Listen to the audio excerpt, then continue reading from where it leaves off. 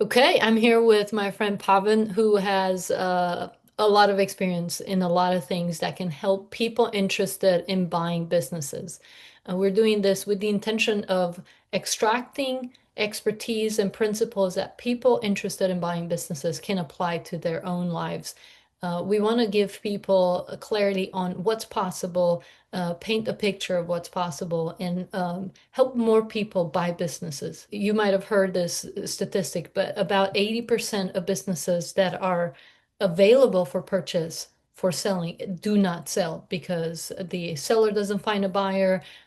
People don't know how to create a deal to make it happen. There's so much. So I want to jump in first and just ask you a little bit about your background so people understand where you're coming from, and then we will just have a conversation. I'll ask you some questions. You Yeah. have so much experience that can help our audience. So Pavan, tell us a little bit about yourself. Yeah, awesome. Well, thank you for welcoming me on. I come from a finance and really relationship management background. I spent almost close to 2 decades in banking and commercial finance, small business finance, and retail management as well. And through those days and through those initiatives and work experience, I was able to be exposed to many different types of folks in all walks of life. There would be days that I could help a high school student with their first job. And there would be afternoons where I'd be helping somebody who had been working for 30 years at the state and getting ready to retire. And I'd be all the way on the other side of the spectrum too, where I'm helping very sophisticated investors and business owners with finding and sourcing capital. So through those, almost 2 decades of finance, I was able to really accumulate a lot of knowledge, really about money, people's relationship with money, uh, deal structures, and really how folks manage their money. And I really come to this belief, and I practice and teach this with my two young children that, hey, it's not necessarily about how much money you make. At the end of the day, it's about how much money you keep. And as I'm older, it's like, hey, what can you do with that money that you've made? So I'm super excited to be here today and share some of the learnings in my, even now, I would say very early career in real estate development and business development, and some of my experience in working in a family business and working with external investors and partners. Yeah, that's awesome. What I like about your story is that you started as an intern at 15 years and a half and got into the banking world, and then you went through all the roles possible in a local branch. Um, can you share a little bit about just that story in passing? I think what it underlines and highlights it's that you just took advantage of what was in front of you. So often we want to do things, but we don't take advantage of what's in front of us. And I think it's a good reminder for everyone. So share a little bit about that Yeah. story. Well, I really appreciate that, Adelia, because really all I can ask for, and I feel like most folks, all you can really ask for is an opportunity, a chance. Let it be on me. Put the pressure on me, but just give me the opportunity. And when I had this opportunity, really to apply, go through an interview and a vetting process, as a sophomore in high school, it was something that I had never done. I've heard about it. I had obviously older family, friends, cousins. That would tell me about their life after high school, trying to find a job. And when this ability came up to really have a professional job, I was like, whoa, like a bank, there's an office. It's 5 stories. They have over 500 people that work there. Like it's a sophisticated corporate structure, something that I had no idea, like any exposure to. I had never had that in my life. So I just wanted to soak up as much of it as I could. And, the easiest thing I could do at that point was to dress the part, to come to work ready to work. And I quickly realized, comparing myself to the rest of my cohort members, which I believe was maybe 6 or 8 total students in this summer internship of, call it, 8 weeks. We got a little $500 check at the end of it. It was pretty fun, but we'd spend 6.5, 7 hours Monday through Friday for this period, um, in every single department of this credit union, from the bottom floor where we were with retail staff, or with the marketing department, operations, all the way up to the top floor where we had our executive team, where we had our chief credit team, our different teams. And every day in this internship, we would spend the whole day with a different department. Not just the managers, we'd get to be a part of their morning huddles, we get to see some of their meetings, and it was very organic. They did their best to structure it and fit our learning into this internship. The beauty of it is at the end of the internship, we had an opportunity to apply for one, maybe two positions to actually run our own branch on campus. And that was the culminating moment of my interest in finance. We would help students and teachers and faculty on lunch breaks and after school, where we would be opening a branch, and we'd be taking paper deposits, and we'd be helping folks learn how to use an ATM. Like, it was pretty cool. We had an ATM that only spit out $5 bills. So during our ROTC period, like, it was like third period before lunch, students can come in early. They can pull out some money, and we'd have some of these financial conversations with them, and just like money management tips and habits. Just like, hey, how do you do it? What are some recommendations? What do other people do? And man, it was just a constant learning, and that's all I wanted. I just wanted an opportunity to learn. And I just kept doing that. I took every possible chance. I started eventually after I graduated. Um, the most immediate, most logical opportunity that I had was to apply at the credit union I just spent, my high school, days working for. Less than 2 weeks after I graduated high school, I got a job there, and I worked full time all the way during my university days to complete my bachelor's degree in business. So, I'd go to school 2 days a week full time, call it Tuesdays and Thursdays, and then I worked Monday, Wednesday, Friday, Saturday to become a full time employee, pay for my school. I did not want to finish school with debt. Being in this position where I would be looking and managing a lot of folks' bank accounts, I quickly realized that there's good debt, there's bad debt, and then there's debt you can avoid.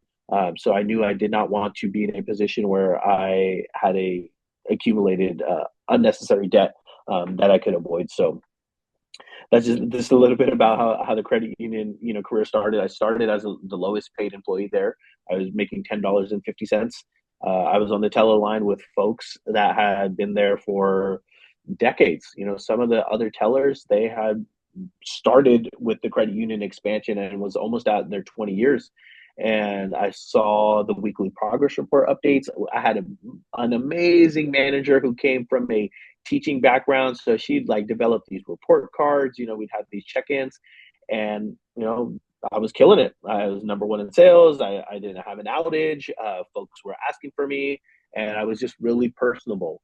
I knew that, hey, I needed to show up because I didn't necessarily look like everyone else. I didn't have a full beard then. I still had a mustache. You could tell I was still a little kid like, and I just knew that I wanted to show up, and my ability to show up and build relationships has really made me who I am to this day. The whole credit, what folks talk about, the difference between credit unions and banks is like, hey, credit unions are more local, they're more community oriented, and I really did have the opportunity to be groomed in that way, which I really still to this day appreciate and apply to everything I do.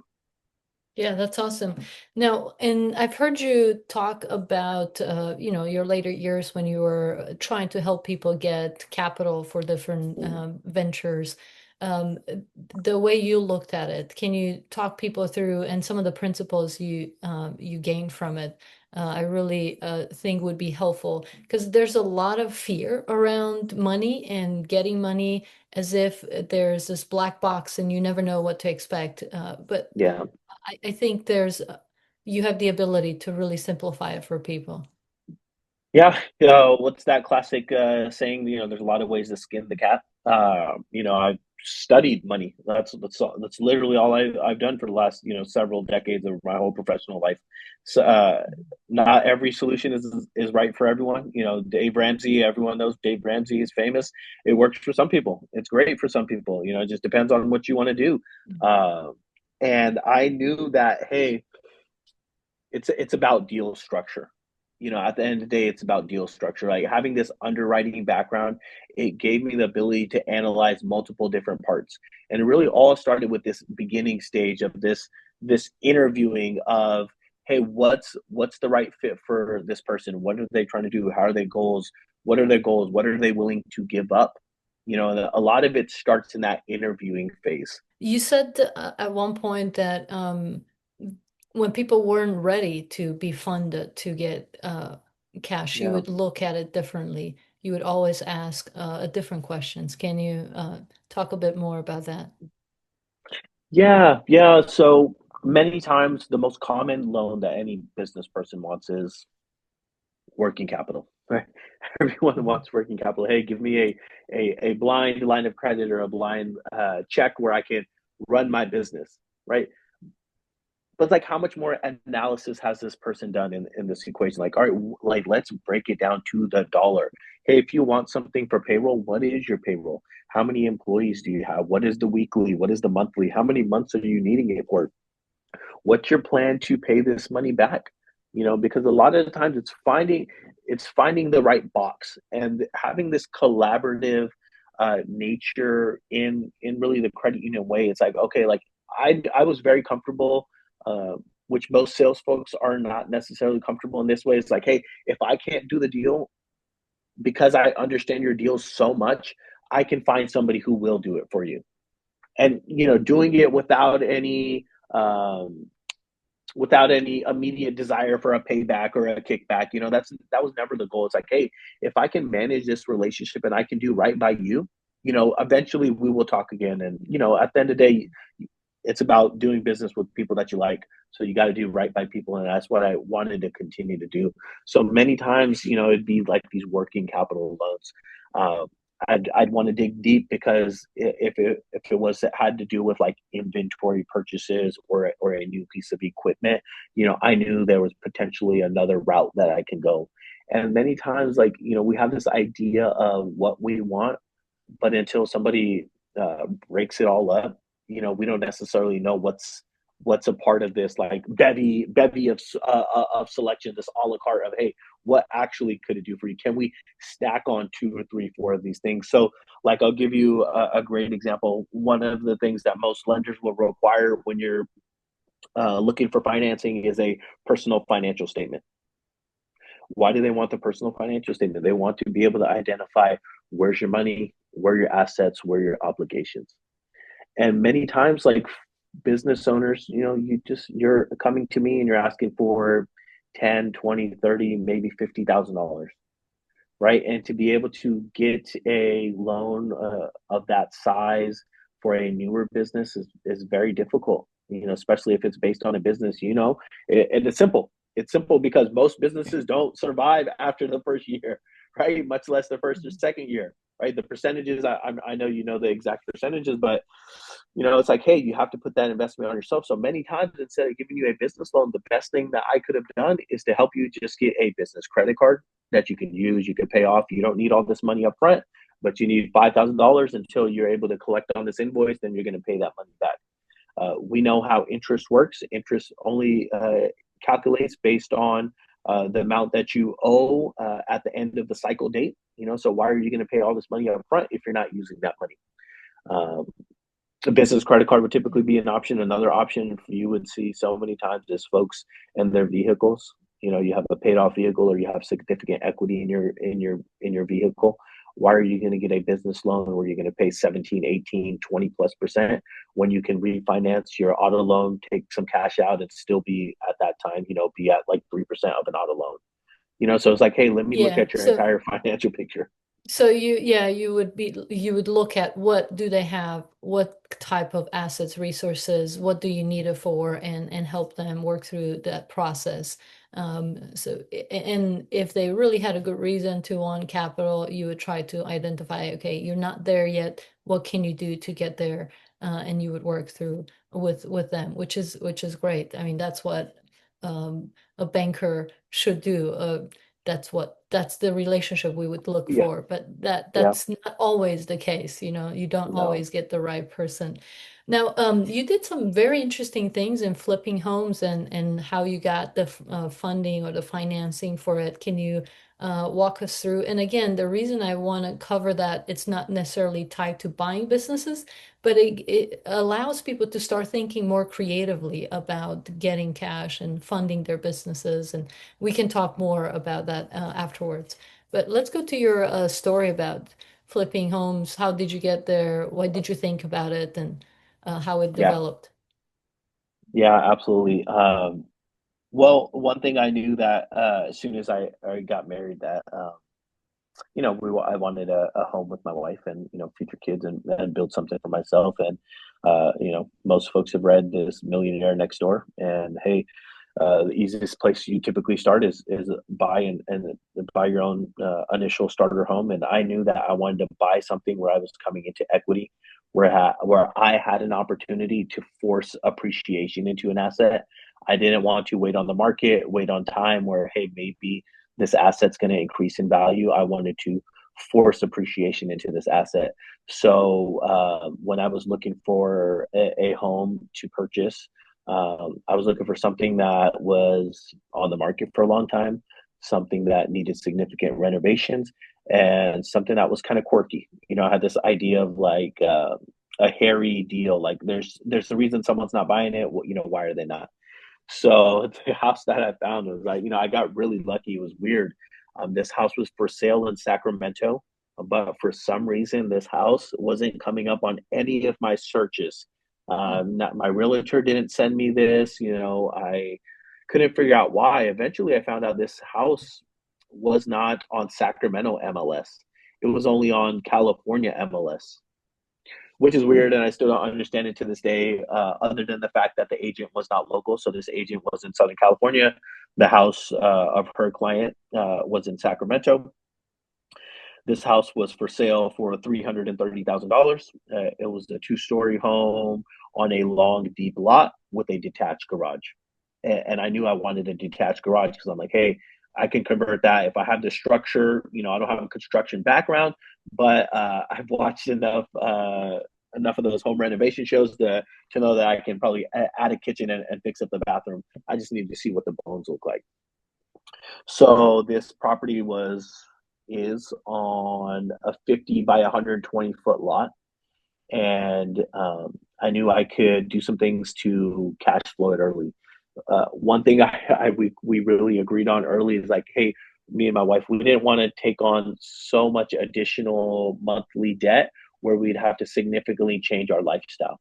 At this point, we're in our mid 20s, we're having fun, we didn't have any kids, and we didn't want to just not enjoy life just to pay Yeah. it. Say we own a home, so we wanted to buy a house that would cost us little to nothing, and maybe even pay us something a month. So we found this house, $330,000. First day I found it, I called and I said, "Hey, we want this house. Put in an offer, get us into escrow." And I wanted a very long escrow.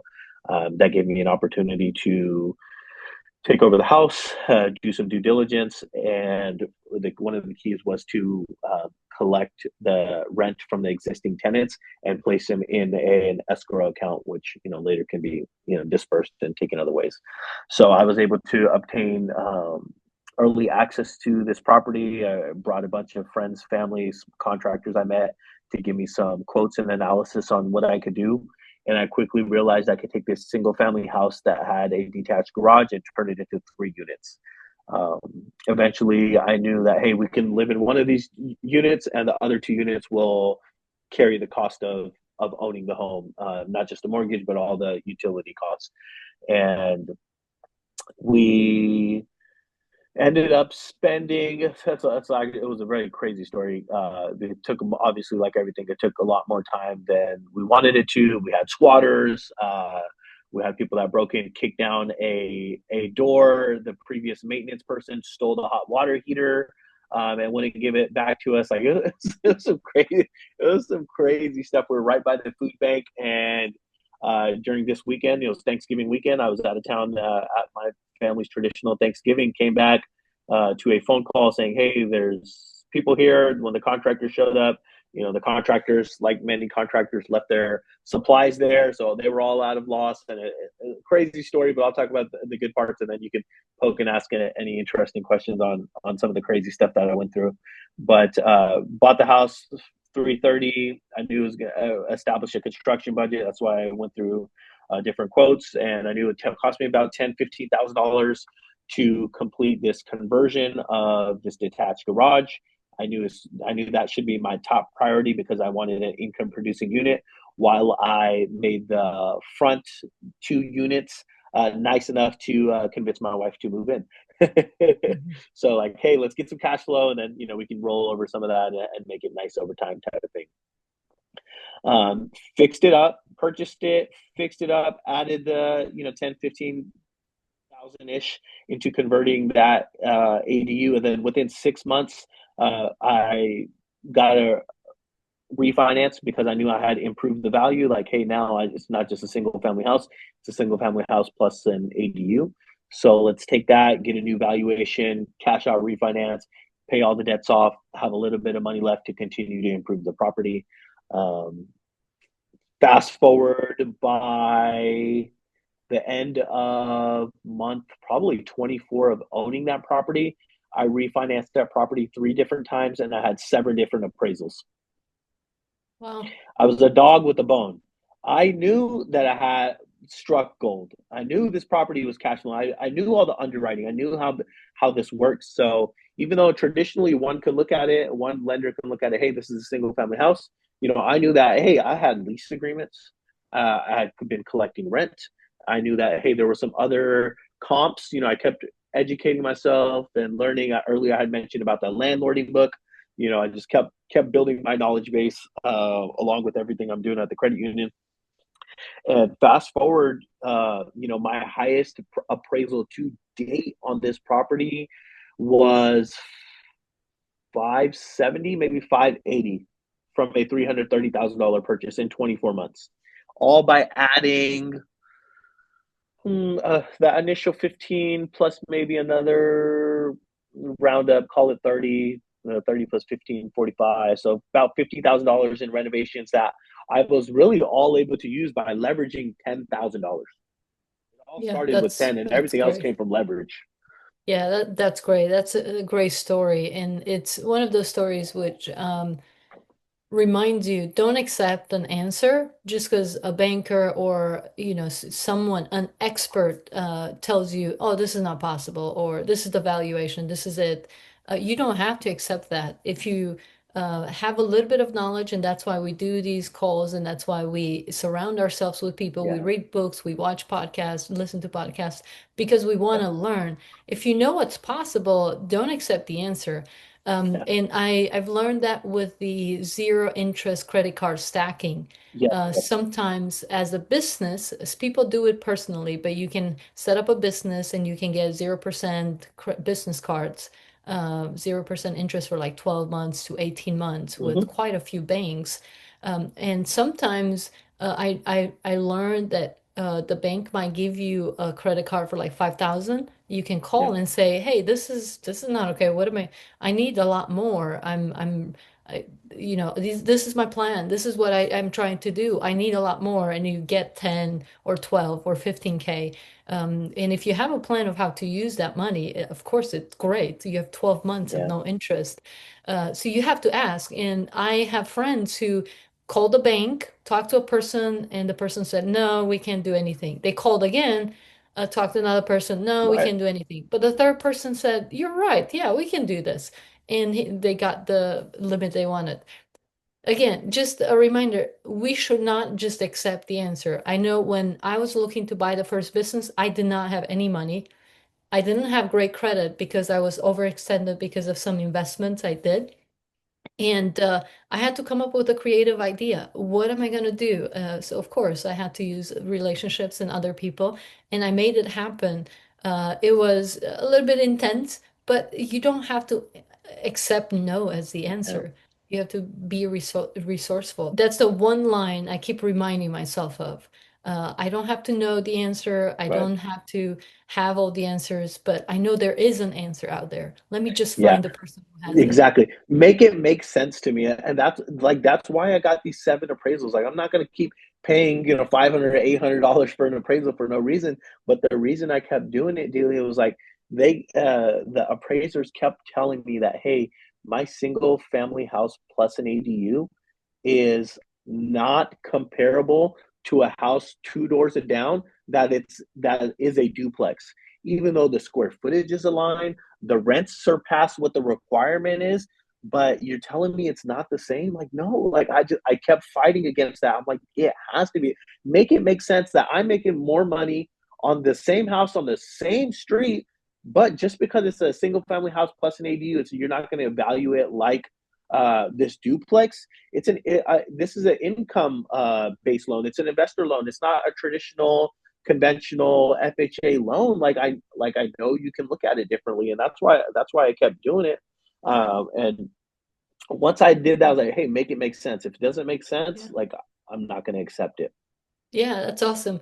And then what I liked is you had this asset now and you reused it and then you did more things with it. It wasn't just one and done. Okay, I've done something, I accomplished something. You continue to build on it, which I think is a lot of people forget that, hey, you should continue to build on it. Once you have an asset, that opens tons of doors that you didn't have before, right? Yeah, you have to acquire the assets. And these assets, if you have some unique skills and abilities or relationships, like I know you can increase the value of an asset. So, we've made this commitment in my relationship that hey, we got to do whatever we can to not sell this home, even if all else fails in our life. Like, hey, we can pass this down to our children and they'll be okay. At the end of the day, it's a home. People are going to need somewhere to live. It's the most secure asset, you could say in the world because as long as there's folks walking this earth, they're going to need a place to live. So, hey, let's hold on to this thing. And I got the bug, that really gave me the real estate bug. I didn't come from a real estate background. I didn't come from a construction background, but I was like, hey, like I did this, like I want to do something bigger. And because I did this and I was, started to ingratiate myself in this real estate community, and I was doubling down on my relationships, through the credit union, where I would help folks that, hey, maybe I can't help you, but man, I like what you're doing. I'm really impressed. Like, hey, just let's just keep the conversation going. And one of these folks that had early on in this project come to me and see if we can help them with some pre-construction financing, which most credit unions don't do, and we didn't do. I fell in love with this project, and later on, fast forward a few months later, I took some of the proceeds of my success in refinancing into a single-family home to parlay it into a new partnership for a ground-up development of three smart net zero energy homes. There was this lot with the old dilapidated home on there that we purchased for $270,000. Uh, Took that lot and ultimately scraped it, split the lot in three, once down the middle horizontally, and then in the alley down vertically, so we could get two twin alley units and one larger home in the front. And took 4.5 years, fired three different general contractors, put in all 58 windows myself, showed up every day to the project site, learned so much, raised both kids in that same time period. I had two under two, and I was on the job site. So a lot of fun stuff there. And one thing that relates to what you had said in finance and whatnot, and you only know what you know. In order for me to be able to make this deal happen, I was able to secure some construction financing. We took this construction financing for the project. We knew how much we needed. We were ready to rock. But one thing we didn't know is that construction financing only kicks in once you have the permits in hand. Hmm. Okay. Like, yeah, it seems very logical. It seems like your construction lender would lead you to that and make sure you check that off your box, but it wasn't the case. So, like, here we are, ready to break ground. We have the financing lined up, and before we can send our first draw request, one of the prerequisite requirements was like, hey, show me your plans. Are you ready to go? Is this approved? Did you pay your permits? Do you got the go, no go? And we did not have that deal. So, like, literally, for us to be able to build this multi-million dollar subdivision of these really nice smart homes, like, we needed to come up with $170,000 in permit fees. Ridiculous stuff, that, hey, if I had known any better, I would have tried to negotiate. Hey, can we pay this later? What can we do this before a certificate of occupancy? Like, what, how can we structure this? Can we get some concessions? Can I ask for some more money in the construction budget? Like, do I ask for more from other investors that I brought along with me? But I just didn't know. So here I am ready to break ground, and I had to quickly find financing. And my bank was not going to give that to me. I could not get an unsecured loan of $150,000. I wasn't going to put it on my personal home. I already had assets outstanding and other obligations. So I was able to continue to do some research, continue to do some finding, ask for some referrals, and I was introduced to this concept of credit card stacking. Credit card stacking. I learned about credit adoption. I learned about being able to apply for business financing, and then remove that line of credit from your personal credit profile, so it doesn't impact you negatively. And I think we ended up, Julia, paying something like 10,000 or $7,500 to this gentleman with a company called Get Fundable. They're still out to this day. They've almost doubled their prices. Um, but it's basically like a white glove service, so they can go out and seek this financing for you. It all happened within 60 days. I had five different initial approvals, and their team worked to get me higher limits once I was approved, just like you had described. And eventually, I believe I got like five or seven credit cards ranging from 25,000 all the way to $50,000, which allowed me to, hey, walk into the counter to pay my permit fees with a credit card, get some points, get some rewards, and have 12 months to pay it back. And I knew in that construction budget, there was sufficient line item wiggle room for me to be able to service that debt until we ended up Yeah. completing and exiting. So there's a few things I heard you say. One, you leverage relationships. Just you paid attention to the people around you as you were just doing your job. All these people, so you leverage those relationships to help you move forward. Two, you had challenges both with the first property, the second. I mean, you had tons of things, but you didn't accept no for an answer. You didn't give up. You just looked for an answer and you discovered one. I agree with you. I think there is an answer and a solution for almost any problem we have. So then, when we're thinking about people buying businesses, a lot of people are afraid of moving forward. But if you don't take the action, to just move forward, to go through the process, you won't learn the things to then do it better the second time and the third time. But what would you say to those people who maybe are a little bit afraid to move forward? Any advice? I mean, you've gone through that process, and I know anyone who decides to buy a business is going to experience challenges and unexpected Yeah. problems. Yeah, I would say the key is right there. You got to have the stomach for it. You got to be willing to go through the ups and downs. Like, it's not an easy road. If it was an easy road, everybody would be on this road, right? Hey, the safe, easy thing is to do to, hey, rely on that biweekly, that monthly, that weekly paycheck. Right, that's the easy thing to do. But no, uh, hard things, the things worth doing are hard. And hey, are you up for the challenge is the biggest thing. And I learned, or adopted this belief very early on that I want to do hard things, and if I want a large payout, if I want a big payout, if I want to ultimately have um, all my dreams and accomplish the things that I cite forth, like, I got to be able to willing to go through the struggle, right?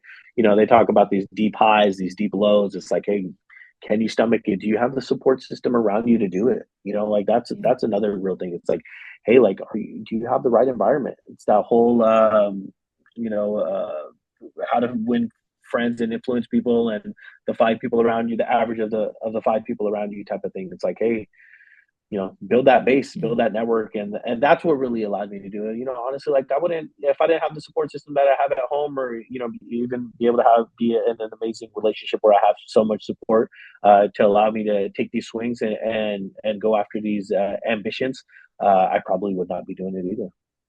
Yeah, that's really good. And the thing you said, which has proven true in my case, is being around the right people. Yeah. Sometimes you have a challenge, you go talk to a couple of business friends, entrepreneurs, if you're in the right community, and you ask a question, you get an answer right away, because many people have gone through the same challenges we're going through. Oh yeah. And the community, the support system, not just the family you have, but those business entrepreneurs who are around you. Your partner Brian talks a lot about business therapy as a Yeah. Yeah. needed component in the life of business. Sometimes you just need some business therapy to think through, talk through, brainstorm ideas, and deal with these challenges. I know when I started to surround myself with the right people, it made it a lot easier. Like the stress level went down Yeah. because I started to look differently at things. I had Yeah. people I can bounce ideas off of, so that's huge. Yeah, the internship was proof that, hey, I'm on the right path. Like, hey, I've never been exposed to white collar work. Like, hey, if I'm around enough people that are in it, I can learn it, and hey, maybe I'll be a part of it. And the same thing happened with the real estate, with the ADU, and the second, my ground up development project, and then, going into ADU consulting, and being able to, hey, come to a homeowner without being the contractor, without being the engineer, without being the architect or the designer, and to be able to give someone a quality analysis to be able to evaluate a project. It all came because I was continuing to willing to put myself out there. I never thought in my life like I would be building homes. I never thought I was going to build a smart home or three smart homes on one lot, like infill development, these things that you didn't even fathom. But because I've done it once and I was able to meet folks, I was like, hey, if I now, if I'm talking now, like, hey, I built these three smart homes from the ground up. If I built three in California, so the hardest place to do anything in the world, relatively Yeah. speaking, first world problems. Hmm. Can I build 50? Can I Hmm. build 100? And the trajectory that we are on now in some of our business ventures is proven that same philosophy applies. Hey, put Yeah. yourself around the people that are doing the things that you want to do. I know I don't want to jump too far off, but in just the last 6 months for me, just being around certain people, right? Deals come your way, really interesting ventures come your way, and you get to choose yes or no based on whether they fit your vision or not, or the timeline you have. You get to say no, but if you have 100 really great ideas coming to you, you can pick and choose. If you have no ideas because you don't surround yourself with the right people, it's going to be harder to build anything. So I'm reminded every time I'm in the right room with the right people. This is important. Like this is what makes entrepreneurship more fun, bigger adventure, because we do Yeah, have the ups and downs, and there are hard days. Um, I got sued by an employee, or I have to yeah, deal with, cash flow issues in this business, or we lost this thing, or this broke. You still have to do it. But having the right people makes it so much more fun. It makes it easier to get up in the morning and be excited that's it. about the next day. That's what matters. Now, Yeah. let's jump into you getting involved in a local business. So you're doing the real estate, you're doing the other stuff, you had a job, but you also got involved in a deli. How did it come about, and how did you guys actually get to say yes to it? Yeah. So when we identified as a family that, hey, we're looking for something, which is how it started having more serious conversations, started evaluating different listings, went on different tours and tried to find something that worked for us. I still had in the back of my mind that, hey, it's about location, location, location. Find the right location, and hey, we have enough energy and resources around us to be able to make something successful happen. So when we found the right business at the right price with some potential levers that we knew we could pull, we went after it. So this business was a 45-year-old business in the heart of downtown Sacramento, facing the Capitol. You know, so check, check, check of the things that I was looking for. The next thing I was looking for, hey, can I get a deal on it? Is this something that I can make it make sense? It had been on the market and for sale for over 6 months. It was listed for 200 and I want to say 259 or $229,000. Ultimately, we were able to purchase this business for $109,000, I believe, 109. Um, Slow played it, negotiated, played a little hardball, and ended up coming to a decision to purchase this business for, call it $109,000 with a seller carry of $69,000 at an interest only loan of 8% with a Okay. balloon payment in 48 months, I believe. Right. So I was like, okay, like, Great. we can carry this debt, even if it's not making enough money, like, I could probably siphon off Mhm. some cash from my W-2 if it doesn't work, if it doesn't make sense, can we pay an employee? Can we service someone to be out there as we're going through this learning phase? Ultimately, I think I structured a pretty awesome deal. Um, yeah, we put some cash up front, uh, and let's see, Did you spent money on. did you Go ahead. come up with all the money up front, or where did you get the Yeah, money so there that you was put so down? all right. I brought my mom, I brought myself, and then I brought a cousin. So my mom and my cousin, I knew they could both work the deli. I knew they could be the full time employees, the presence on site, and I would plug in wherever I could on weekends and after school. I'd pick up inventory. I'd do the books. I'd manage the admin stuff and the marketing, and do all the other things that I needed to do. So, I felt like we all had our roles defined pretty solidly, and we, all put up basically a third of the money to be able to do it together. Okay, I mean, that's great. So, available, posted for sale at 200 something dollars. You got it $100 less because it's been on the market for 6 months. More than half was carried by the seller. So the seller was like the bank, and then you came up among the three of you with the other amount was about 50,000 what was left, which Yep. is doable. Now, what would you say if you didn't have the 50,000? What do you think you might have done? What I would have done, I would have explored, hey, should I use some of these credit cards that I still have that I was able to pay off? I still had that available lines of credit available. Can I go out and can I secure any additional personal financing? Coming from banking, the number one thing is, all right, what can you do on your personal self alone? Can I liquidate some assets? I've been in the credit union for so long, like, hey, I have a 401k built up. Does it make sense for me to get a loan against my 401k at 3%? Or does it make sense that, hey, mom or cousin, can you put a little bit more extra in? Can I negotiate a little bit higher of a seller carry? I explored all those options because I really fell in love with this location and this deli. Like, it had been in one family, it had been in two families for the last 40 years, and the second family only had it for about 2.5 years. I understood their situation, what was limiting them and whatnot. So I really fell in love with the deal. I think I did a great job of negotiating, calling bluffs, and be able to really structure a deal that ended up making sense for me. Um, yeah, Yeah, that's awesome.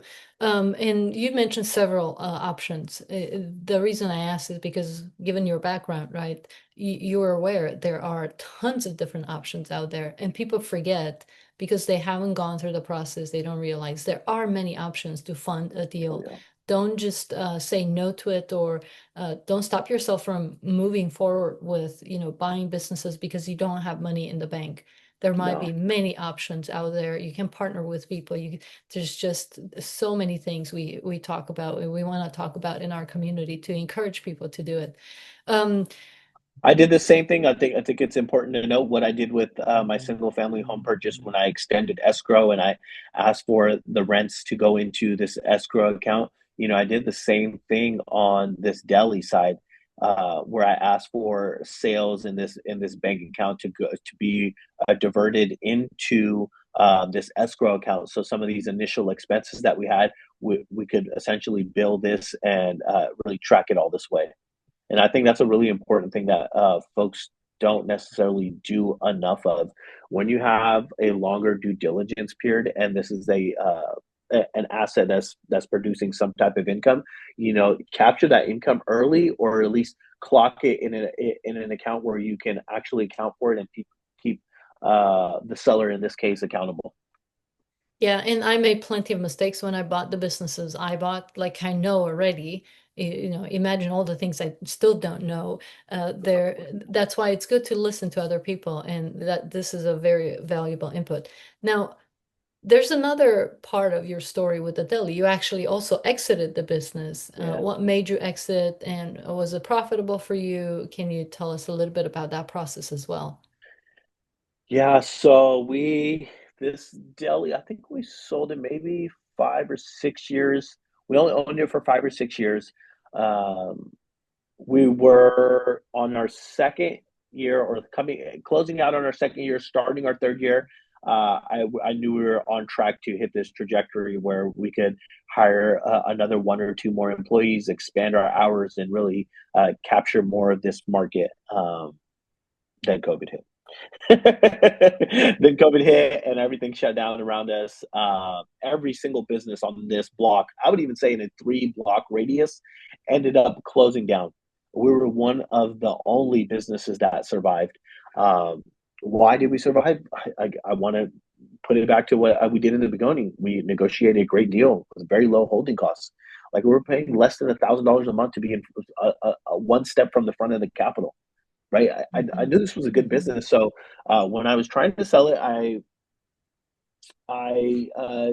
talked to a bunch of people. I kept putting it out there. I looked at other businesses that were for sale, and you know how it is. Like it's super hard to sell a restaurant, especially a mom and pop restaurant. Like how do you put a value on it? So I had to do my best to articulate that. So what did I do? I did what anybody would do. I put up a bunch of ads and listings. I put it up on Craigslist. I put it up on Facebook Marketplace. I entered these different Facebook groups. I'd go to the local Gurdwara, or Indian Punjabi temple, and I put up some flyers just to starting that deal flow and starting those conversations. And I did all that, and ultimately, none of that yielded into an offer. Uh, Plenty of great conversations, plenty of wasted conversations for no reason. People just poking and uh, with no desire to take action, type of thing. And ultimately, my fact of keep pursuing the sale through any and every conversation I could. One of my friends, who you'll be hopefully meeting with in these coming weeks, who owns the deli now, he had a catering operation, and I knew he always wanted to get into a retail storefront. And I knew this relationship was going to be a long term relationship. It is to this fact. And I knew my number one objective was not try to sell for the most I can. I wanted to be able to sell and be able to leave enough meat on the bone to make it profitable for him. I wanted him to come in, feel some success, where we can, have the classic, win type of thing. So we ended up ultimately liquidating our assets, trying to sell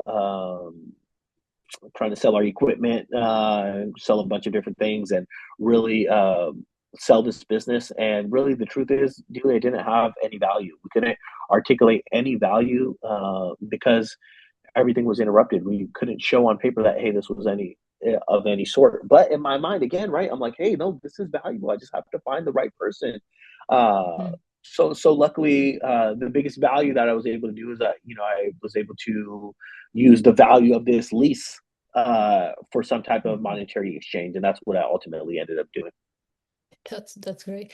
And again, I think it's a good reminder that not everything ends up right. Not everything works as we would Mhm. like, but you can still make something out of it. Then you learn, and then you move to the next stage and the next stage. And um, w- we Yeah, make if I tons give of you the last, mistakes. if I give you the last few numbers, just so you have it for the audience or whatnot.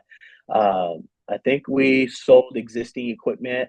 Ended up probably cobbling together around maybe $15,000. Made another 15 to 20 ish to assign the lease. Uh, So if I'm looking at it rough and super simplistically, like, hey, our down payment amount, what we came out of pocket in cash, we were able to return the majority, if not all of it, to the three original Mhm. purchasers, and all at the same time. Hey, over these last 4 years, we were able to have so much fun, so much growth, so much learning in a new venture where we had never ran a retail food business operation before. Yeah. So I can't say I bought it and I sold it and I made a whole bunch of money, but I bought it and sold it and I learned a lot and I was able to provide my mom with a job for the longest we did. I was able to provide my cousin Mhm. with a job. I met so many people being where I was, like in front of the Mhm. Capitol. We would help. We'd help everybody from homeless folks, trying to spend a dollar on a soda, all the way to a congressman taking a lunch to go for his entire team. It was Yeah. all on the Yeah. spectrum. So, at the end of the day, I'm always prioritizing learning and making sure I'm not killing myself on the way there. Yeah, yeah, that's awesome. Well, thank you for your time. This was great. I think again, it tells people, it plants some seeds, opens the mind to understand there are always creative ways to do things. You learn, you take some steps, you learn, and then you keep going. They're like stepping stones to where you want to go.